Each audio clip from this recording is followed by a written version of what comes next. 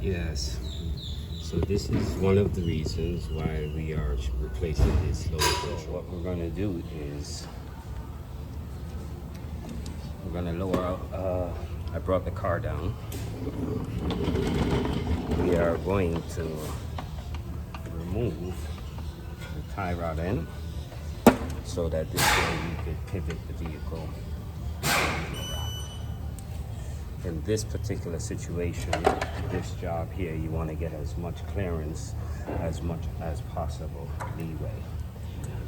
As we go along, I will show you the reason why you want to have these things out of your way in order to remove this lower control arm. It's not that it's difficult, it's just that one side of it, the front bushing, requires an angle or to twist and to turn, and when things are in its way, it makes it harder. Okay. You know that you're working around the ABS sensor, speed sensor type thing. Now I don't know which way this thing is gonna flex. So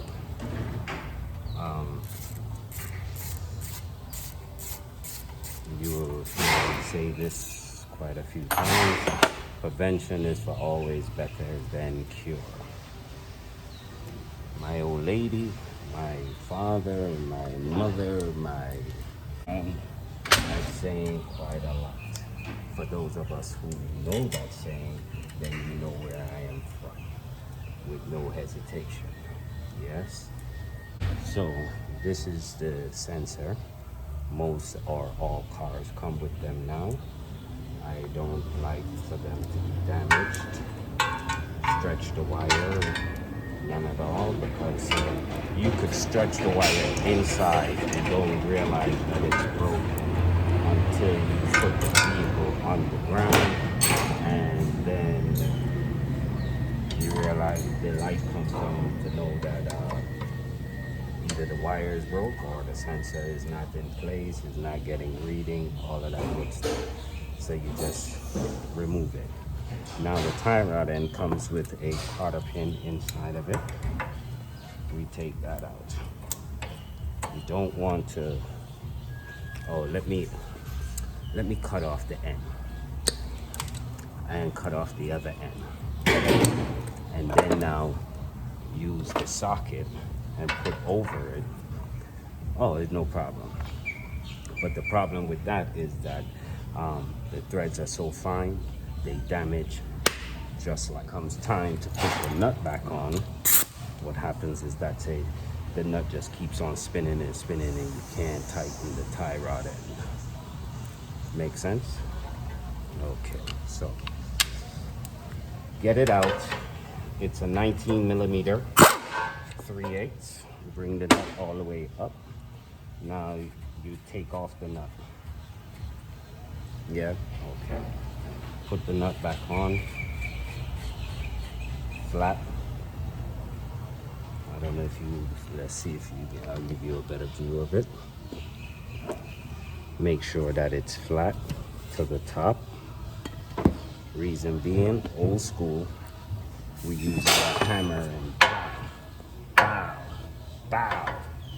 Sometimes we miss, we hit the top, distort it, nut can't go back. Now, this tool is priceless. It comes with a little cup that would sit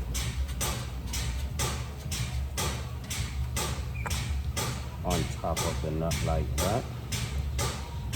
And then this now comes down into it.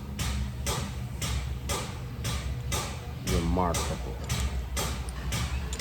So I showed you the two ways that this thing can go. You could leave the nut on there, you could bang on it with a hammer and get it off. If you're gonna use the hammer, make sure you put the nut back on. Yes? So, put the nut back on.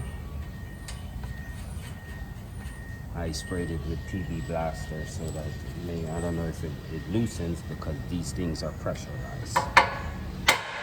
1, 2.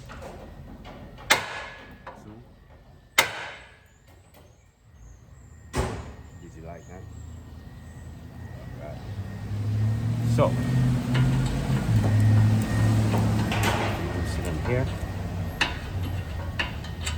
We're not replacing the tie rod ends, so just put them to rest. If you have a bungee cord, tie them up where to say that it doesn't obstruct or come back to you in any which way. I love it. It's out of my way. So now you have free play to do what you need to do around the back here. That, and it also relieves the pressure of the axle when we're dealing with the control arm. Okay, so. Okay,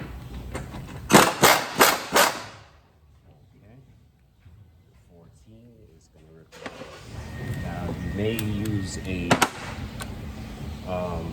extension if you do not have the size gun to get in there, but let's see if so my little stubby gets in there with no problem. This is a 17, this is your 14 that the gun is on, and you have your 3 17s on the bottom here. Okay, so I loosened the 17 front. I didn't take the bolt out. Remember, I did not take the bolt out. Okay, and we loosened our 14 with the swivel. Let's come back to our 17. Loosen the bottom. Okay. One. Yeah. It's a feely type thing. Okay.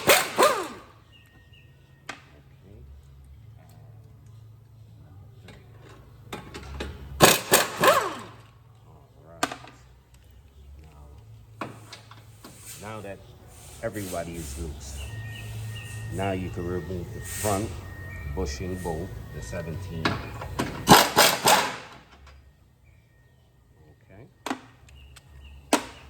The 14.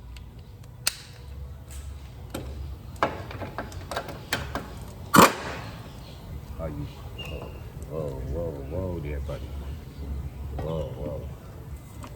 Let me move this out of the way.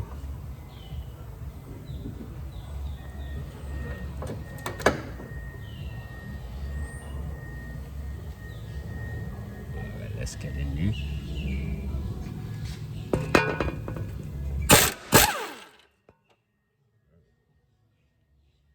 don't know if it makes for good footage. Oh, 14. The control arm now. Let's go up. Hang on it.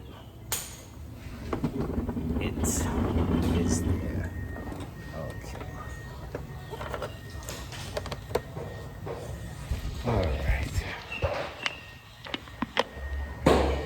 This is the back side of our control arm. So now, if you pull down on it, the ball joint stays in place. Just lift.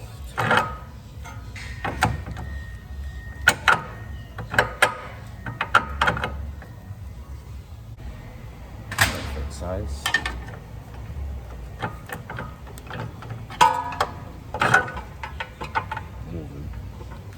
Turn the ball joint where the studs are facing, that it doesn't fall back in. Now you can move this thing out your way like that.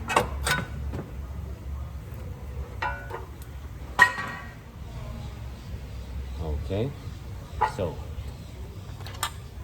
this is a Honda, and you have their clip here. Remove that clip. So they are not quite that tight. Now, most will take it off the wheel, the spindle off the car. But I am not going to take the spindle off the car. I'm going to try to break this one loose here and now, because the new control arm comes with lower control ball joint push. This is live. This is live. This is live. Bring it all the way up to its top. See, now we're even using the new one, but the nut is not going to come off because of the axle. So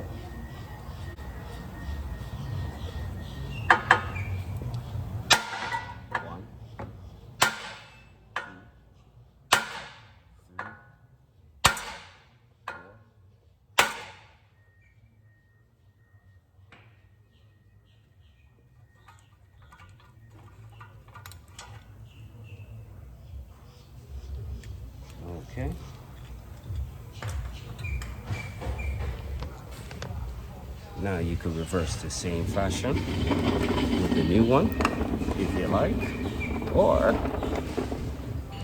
you could fight like it's your right. Okay, so we have our new control arm here. You can try to put it up, have it tighten first, and then put the arm in the reverse fashion. I think that would be your best option.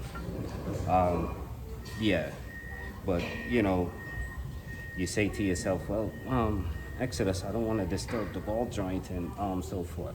It's new, they may not warranty it, and so, but they may not warranty it, but the headache that is it that you're gonna face with the axle, trying to tighten the bolt between the axle and get the arm in there. That's why they designed it to separate. Okay, remember that, child. The old man would say, work smarter, not harder. Yeah. Woo! Almost caught my finger. 18. You know, that's this is a remap that they did something. Yeah. Now you wanna. There you go. Be sure you don't get your bolts mixed up. The ones that came off of it is the ones that you put back on there. The ones that came off the car, well, I keep them, but you discard those. Reason being is that, say, if this control arm fails, if I have to take it back off, I want to make sure that it's the way that they got it or the way that it was sold, so that we are not liable. All right. So much time explaining these things, but I hope that it is worth it. I really do hope that it's worth it. I'm teaching you something. Our ball joint, seeing that we have to tighten it hand tight, Loctite red in the threads, but don't go crazy, you know, because you don't want just a little, yeah, on both sides, just a little. You don't, and when I say a little, I mean like a little, because you don't want to put too much and then it runs down into the boot or right here and it gets in between the space, the little holes that it goes into. Right? So you don't wanna do that. Okay, this little piece here, you don't wanna. So you put them in, push it up, make sure. Now you're gonna have to give them a little space so that this way you can get the nut on. Yes. What did I do with the? Oh, the nut is okay. They give you a nut. Well, so put it on. Put the nut. Catch. Whoop.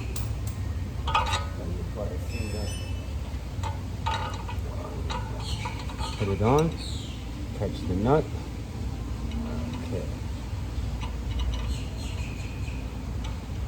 It's a good thing I'm not an actor.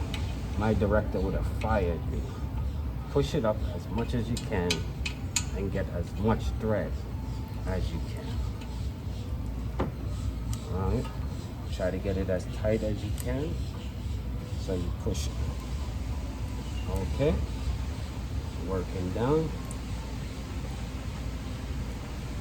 Try to tighten it as much as possible. Now. Okay. Now, hand tight is right there. Yeah?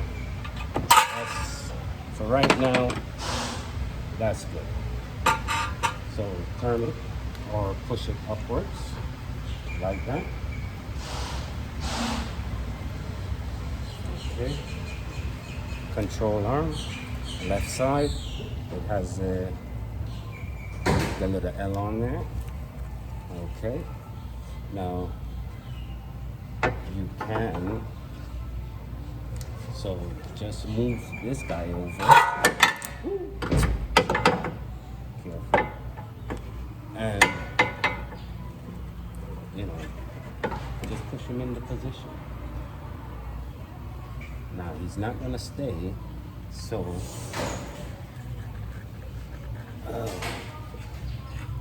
and I'll tell you something. See, when you're working with aftermarket parts, most people don't realize aftermarket does not fit like dealer product. This has a particular direction it's supposed to go into when it's pressed in here. If you don't know, you would just press in the bushing. I learned that it has a direction to go in there. I hope these guys did. Got to bring the car down, level. Yeah, this ain't gonna work with this aftermarket crate.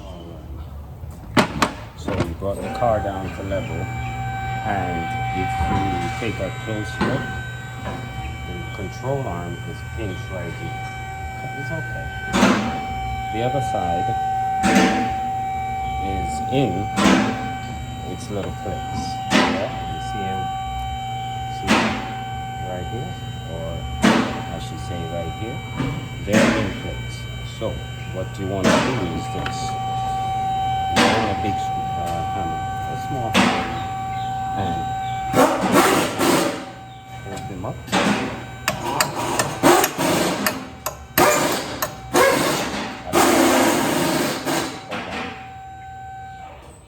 Okay, just a slight tap.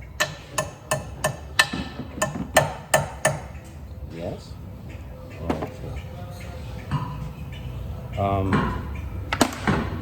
Get your big 17 bolts. See if your holes are lined up. No. Okay. Use either a smaller. You can use the 14. Okay. It needs to come back to me. So, sometimes you tap it in too much. There's a little lip on it.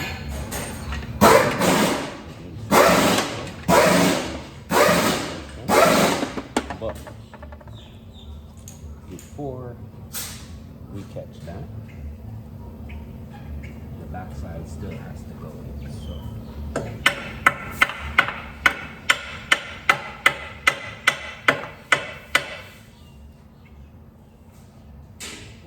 Tap the back side of the arm, like so it's sitting like this, yes? So I tapped here and get him in, and on this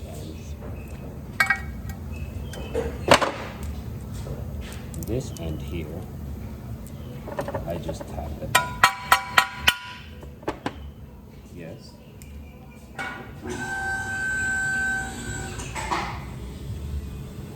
And as you can see, it pushes it in.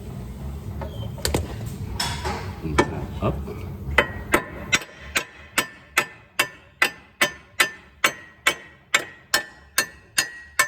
To where you estimate hole level would be. Come around this side, or just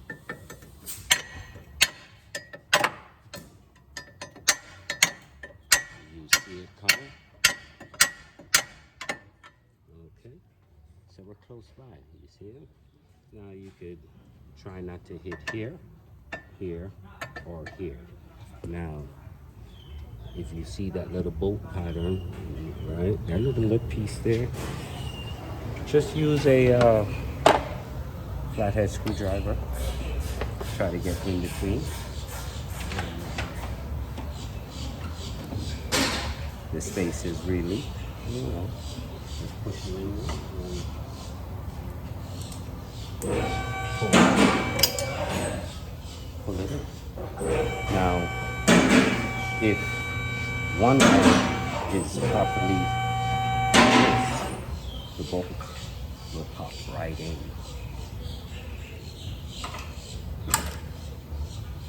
She looks good. She looks good. I'm gonna put my 14 in.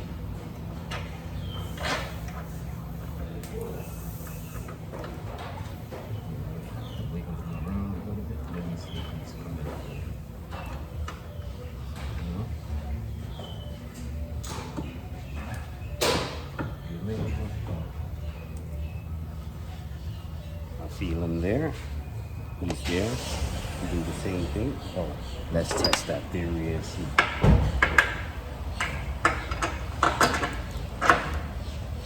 No. No way. No way. No way. Now, let me tell you something very important. This is lesson, like, I don't know. But if you consider yourself to be a lucky person, put the air on that nut right now. Use the gun. That nut is gonna go 1 turn, 2 turn, and stop. You got a problem. You know, when they say, Houston, you have a problem, you got us a problem. Use a 3/8 ratchet wrench.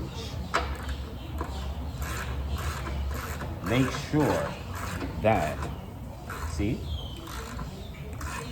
that bolt goes up smoothly, where to say you can see the head. Now, if this thing stops in binding, your cross thread, you have a problem because it is nutted, welded to the frame. Try retapping one of those. So, yeah. Now, flush in 2 turns. As I said, ratchet wrench. Make sure that it is getting in there. All right. So eagerly, yes, we want it to go in, and we want to finish up the job, and quickly and so forth. But if you could explain to me, if you cross-thread one of these, what are you going to do? Yeah? Now, it's all that turn and you don't see it coming through the other side, you have to wiggle.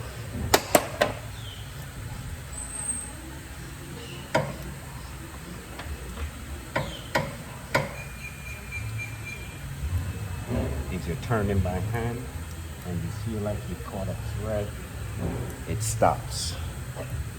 Use your wrench. If you use the air, you can't feel this. And then you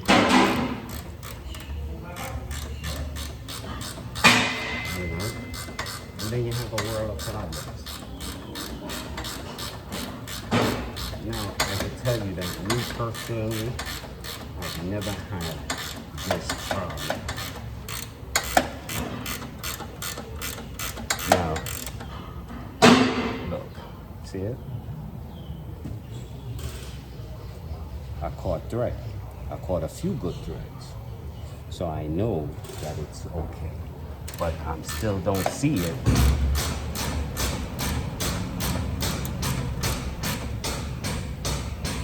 Okay, I see it on the other side. So now, that's good. Follow me now. Follow me closely. I'm gonna go up with the lift. Okay, 1 second. So, grab the controller.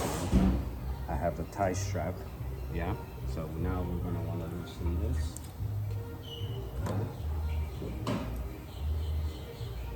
I've moved.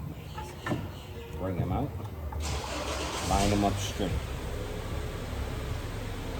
Okay? Now, pull the control arm down. Sorry. Pull the control. Now, see it? Turn. Pull the control arm down. As you're coming back around,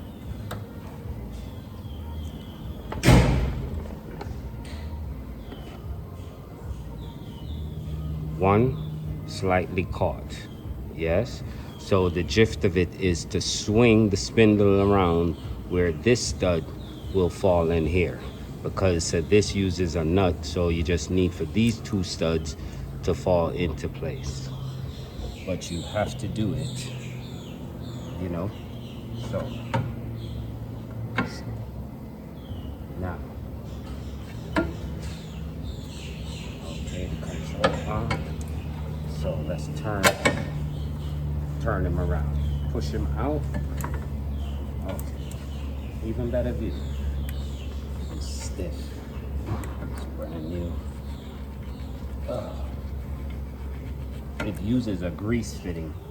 I don't put the grease fitting until after the job is finished. Reason being is because you don't want to break it off. Okay. Straight. Pull out. Try not to pull the axle out of this side. Just get it enough. Okay. See? Almost pulled the axle out of this socket. Okay. One there. And the other. When you go up. Okay. 2/18ths. Remember, aftermarket, so they don't, you switch from 17 to 18s. It's what came off of there, 2/18ths and a 15. Okay. So we're gonna put our 2/18 nuts, 1/15 back, because that's what came off. Warranty is still intact. Okay.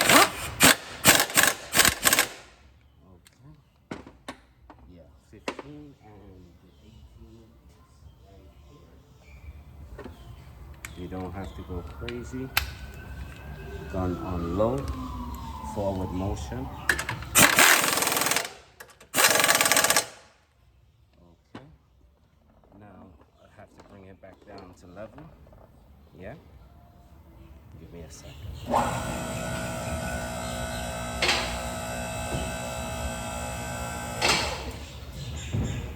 Bring it back on the locks, you know? So, now that the bottom is tight, yes, we could proceed on, was a 17. It's on the, now we could tighten our other bolts, so we can tighten out the front.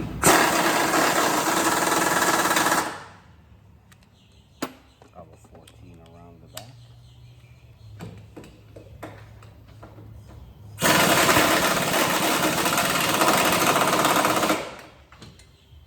Yes.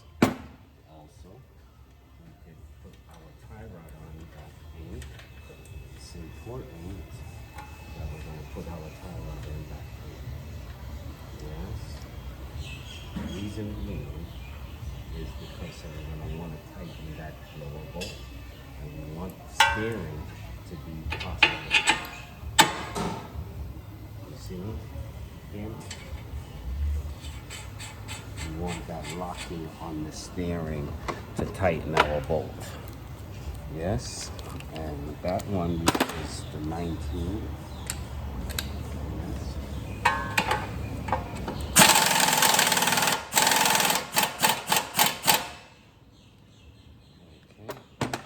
Also uses a collar.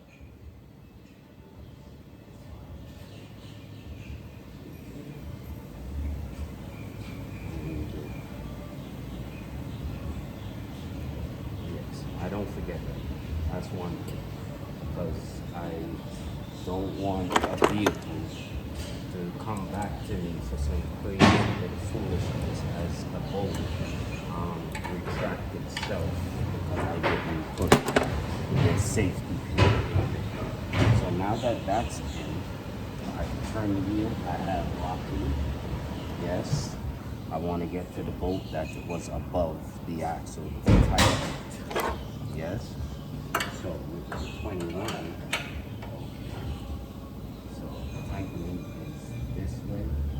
Now I can hold them like this and go one by one, or the proper way would be to turn it where you can tighten it. So let's go back this way. Yes. Because so now we still have access to it. See him? Right there. You're not gonna get the ratchet end in there. You're not gonna get the ratchet end. So yeah. But remember, it has the Loctite on here. So when we do this, you notice we can tighten it and you see what I'm saying? Now I could see where, because it also uses a cotter pin. So you're gonna have to put this back through the hole. Yeah. So you want to make sure that you get tight as much as you can by hand. One, you need to see if your holder is lined up. Perfect. It normally is. You push them through.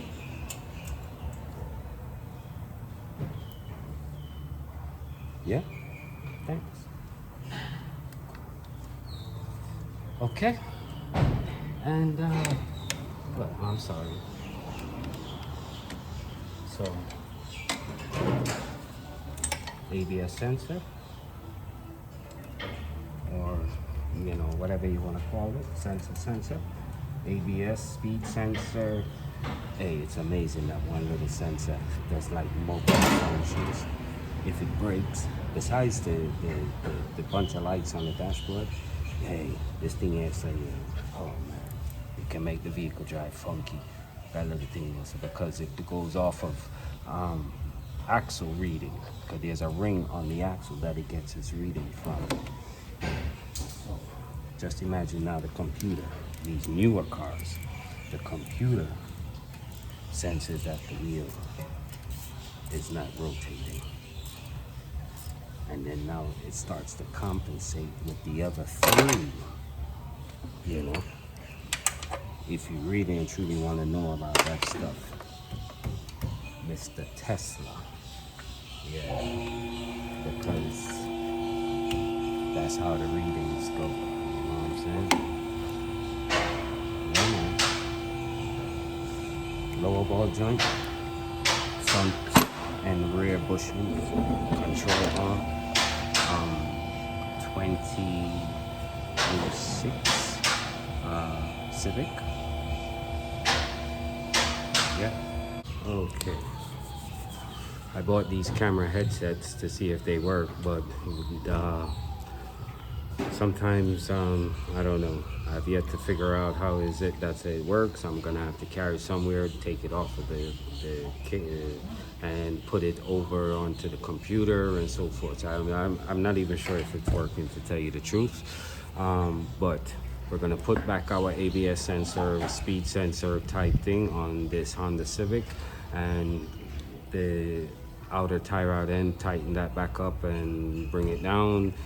Wheels on and so forth. We're all done. That's the lower control arm. That's the best trick that I could possibly show you. Not all of them are the same, where to say the ball joint removes from the control arm, because the older years is just one complete piece.